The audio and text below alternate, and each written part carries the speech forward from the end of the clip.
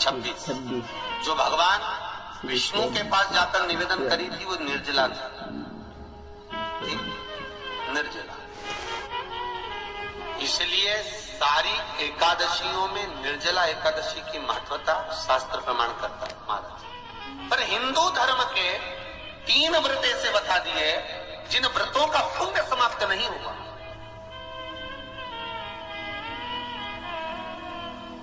हिंदू धर्म के 3 व्रत ऐसे हो गए जिनका पुण्य समाप्त नहीं हुआ महाराज, जिनका पुण्य प्रबलता में बढ़ता गया। पहले नंबर पर एकादशी, दूसरे नंबर पर प्रदोष और तीसरे नंबर पर शिवरात्रि।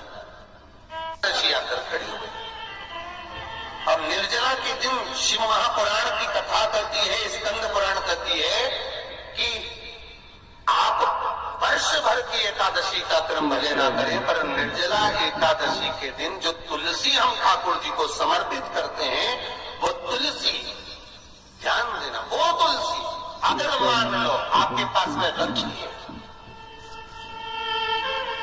निर्जला एकादशी के दिन भगवान ठाकुर जी को, शालिग्राम जी को, लड्डू गोपाल जी को आपके घर में, आपके मंदिर में जो आपने भगवान को तुलसी समर्पित करी है, वो तुलसी मान लो तुम्हारे पास रखी है और कोई व्यक्ति को बहुत ज्यादा कष्ट है शरीर में, बहुत कष्ट है, थोड़ी सी वो तुलसी चढ़ी हुई ठाकुर के चरणारविंद की, आप उस जीव को दो तो सही, आधा घंटा इंतजार करो, स्वास्थ्य में अंतर आना प्रारंभ हो जाता है उस निर्जला का। क्योंकि निर्जला ऐसी एकादशी है जिसने जगत में जाकर, देवताओं के पास जाकर निवेदन करा है जग कल्याण।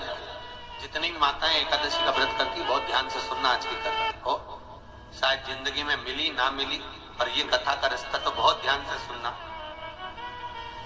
स्कंद पुराण यहाँ तक कहती है कि इस कथा के चरित्र को जो श्रवण कर लेता है उसको 26 एकादशी करना भी नहीं पड़ती। इस एकादशी की केवल ये कथा सुनकर ही वो तर जाता है। और एकादशी के दिन जब आप जल शंकर को चढ़ाने तो रोज ही जाते, जब एकादशी का दिन रहे और शंकर जी के मंदिर में आप जल समर्पित करें तो 3 बार मुख से स्वधा स्वधा स्वधा या स्वधा स्रोत का पाठ, जिसमें 12 श्लोक 2-4 हैं। पैसा तो आ रहा है और घर में टिक नहीं रहा, डॉक्टर में, पुलिस में, एक्सीडेंट आदि में, कहीं गलत जगह पर व्यसन में अगर पैसा जा रहा है, जुए में, मांसाहार, मदिरा पान, या कहीं आया पैसा आने में कमी नहीं, आ रहा है पर टिक नहीं रहा, रुक नहीं रहा। कोई मांगने आ गया, दे दिया, फिर वहां से अपने पास नहीं आ रहा, अपन कह रहे भैया हमारा पैसा लौटा दो, नहीं आ रहा। तो महाराज शिव महापुराण की कथा कहती है एकादशी के दिन गंगा के जल में मात्र 7 बेलपत्री डालकर जो नंदीश्वर भगवान अर्थात जो शंकर जी के शिवलिंग के सामने नंदी होता है, उस नंदी के चरण पर गंगा का जल चढ़ाकर बेलपत्री शिव पर समर्पित कर देता है, उसके घर में रुपया रुकना चालू हो जाता है, फिर वो गलत जगह पर नहीं जाता, गलत स्थान पर वो धन जाएगा ही नहीं। तूने समझा, मांग तुझे क्या चाहिए। एकादशी ने भगवान विष्णु से कहा, नाथ प्रभु वर दे दो, मृत्यु लोक में जो मनुष्य मेरा व्रत करेगा, चाहे जलचर, थलचर, वायुचर या सांसारिक मनुष्य मेरा अगर एकादशी का व्रत करेगा, प्रभु उसके यहाँ धन धान्य वैभव सुख संपदा बढ़ेगी और उस जीवात्मा को नरक नहीं भोगना पड़ेगा, सीधे वैकुंठ का उसको वास मिलेगा।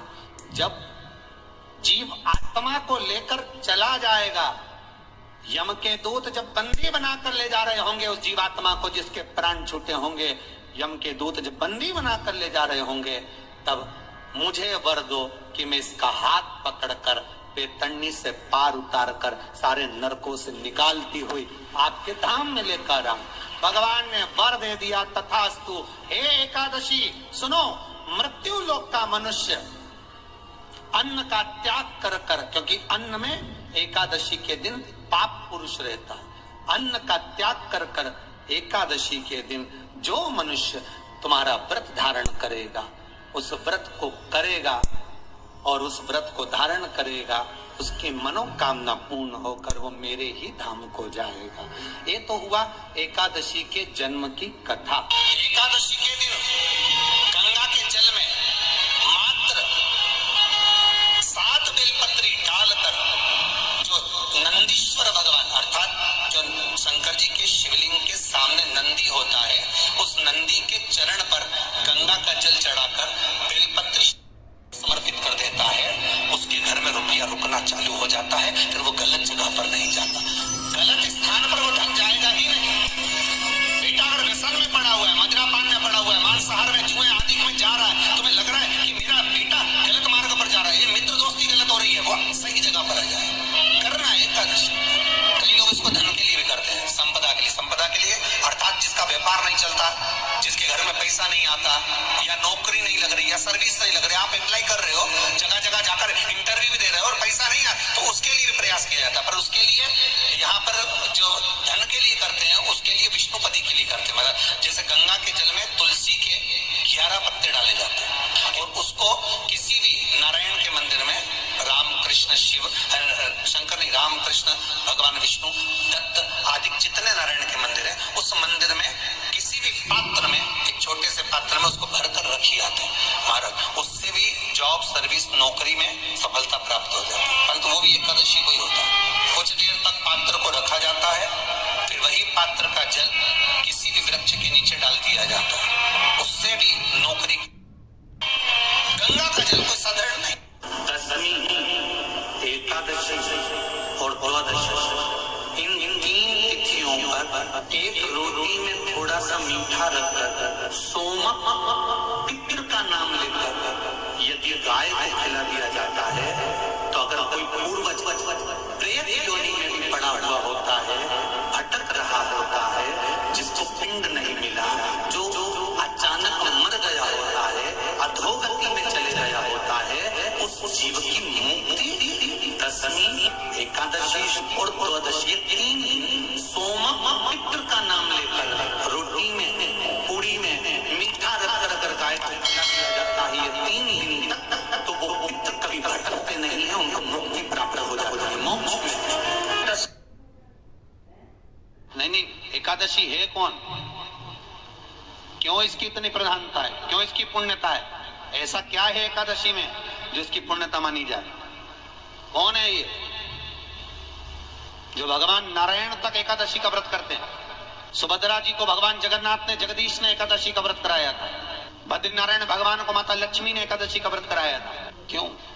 चंद्रायण एकादशी व्रत की माता। एकादशी है कौन? तो कहा जिसको व्रत करने पर भगवान नारायण भी जिसका व्रत करते हो, भगवान माता लक्ष्मी जिसका व्रत करती हो, वो एकादशी है कौन?